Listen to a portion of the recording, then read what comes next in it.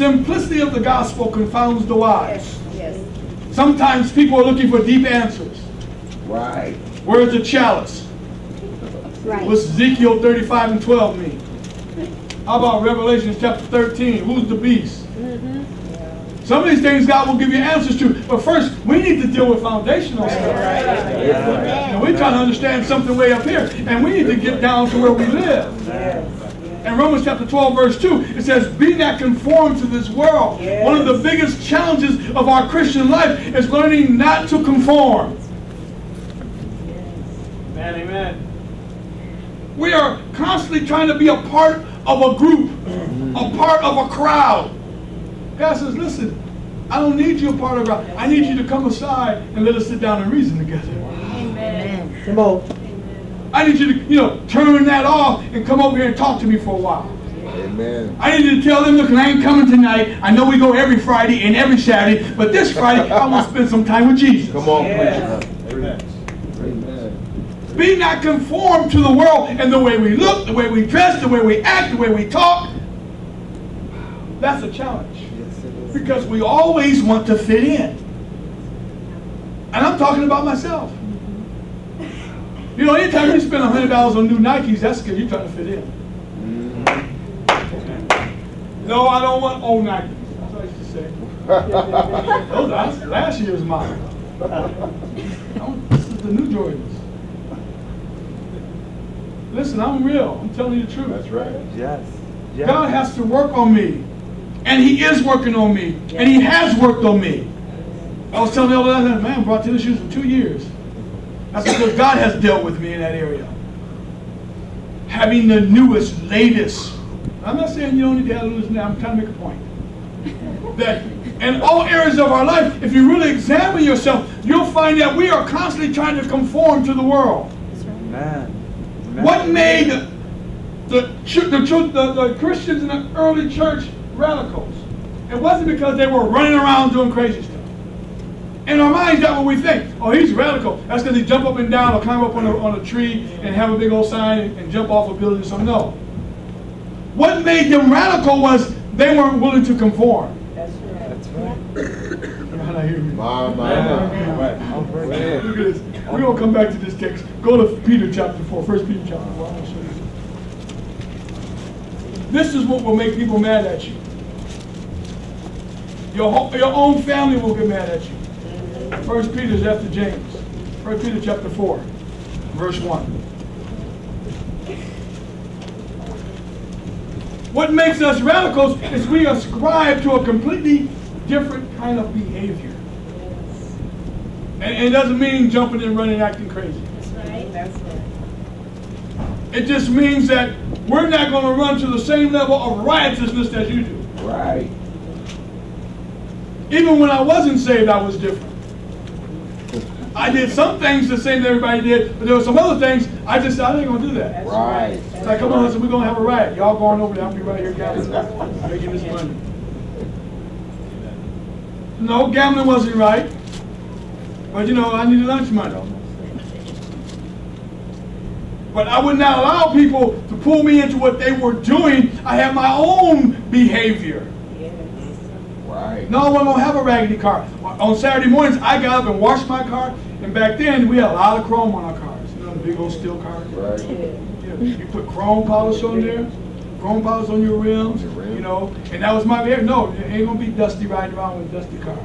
Well, my behavior's changed a little bit now.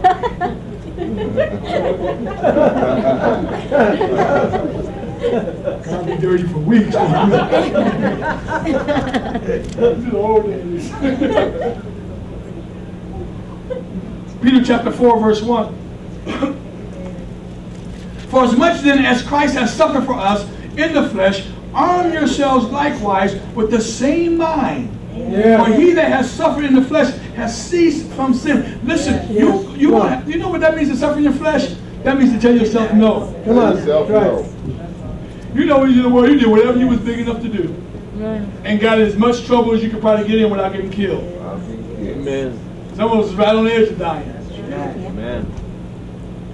Can you imagine a person going down the alley in Compton at 12 o'clock midnight going up some stairs in the dark where you can't see nothing. They try to buy some drugs. Come down the stairs because nobody was there. And two folks try to rob you in the alley. And you take off running, they stab you with a knife, but you just keep on running down the street, get away. But then the next day, you go back to the same alley. Come on. That's right. Come on. Yes, sir. Some old habits got to be broken. Yes. Amen. Yeah. Come on, preacher. I'm telling you what I'm talking about. Amen. That some of the ways that we lived, we ran in riotous ways. Oh, that's right. The doctor told me if that knife had been a quarter inch closer to my heart, I would have died instantly. If the blade would have been a quarter inch bigger. Back in the same alley, late at night. We have to learn how to tell ourselves no when we get saved, and we're going to suffer in the flesh because your flesh is going to want to do things that you can't do now that you're saved. Right. Amen. I know you think I can do whatever I want to do. Yeah, you can. But there's a place for those folks. That he no longer should live the rest of his time in the flesh to the lust of men, but to the will of God. He says, listen, this is the change. You can no longer live the rest of the time doing what your flesh tells you to do. Man, that could be so much stuff from eating to going to the movies to dancing. So much stuff. I just like to dance. Well, listen, stop it. If the Lord tells you to stop it. You know, we think we like to dance, but most of the time we just put it on a show for somebody else. The Lord says, stop putting on a show. That's what he's really saying. There you go. Because I don't need people to see you.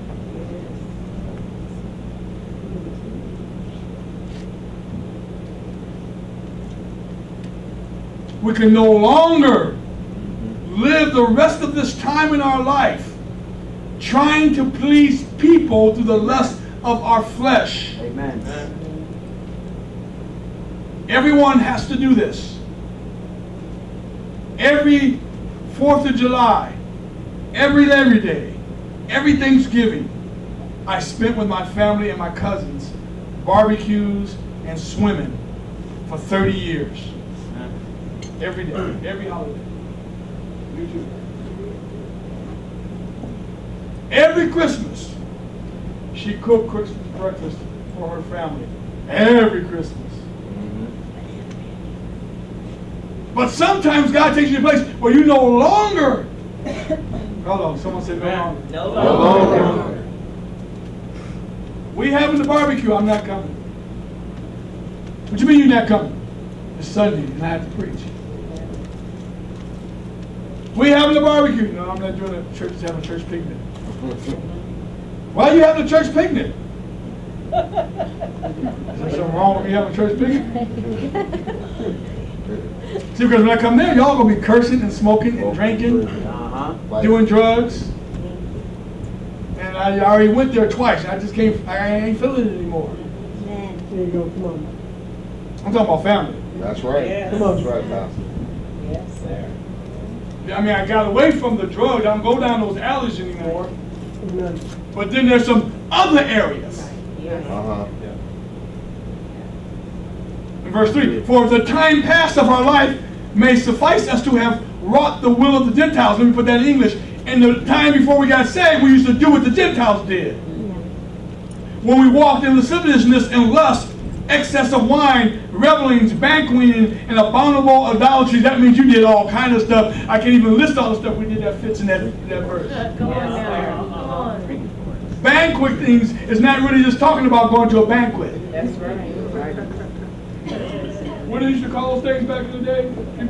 Cabarets? Cabaret. You ain't old enough for that. You're on the wrong side of the country. In Arizona, they don't know. Like these cabarets, they get dressed up real good and get real drunk. Yes, they do. BYOB. And then fight. And shoot and cut. Woo, we had a good time. Back on, broken leg, stabbed in the hospital. Had a good time. That's right. You did.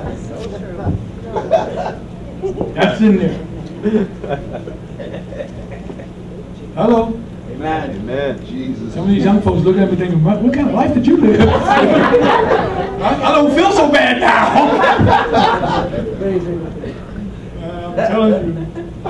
give all my testimonies. You just say, forget it. Who can be saved? Look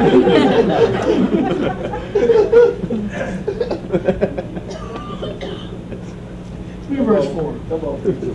It says, wherein they think it strange that you run not with them to the same excess of riot, speaking evil. They get mad when you don't keep doing those stuff with them. That's right, they do.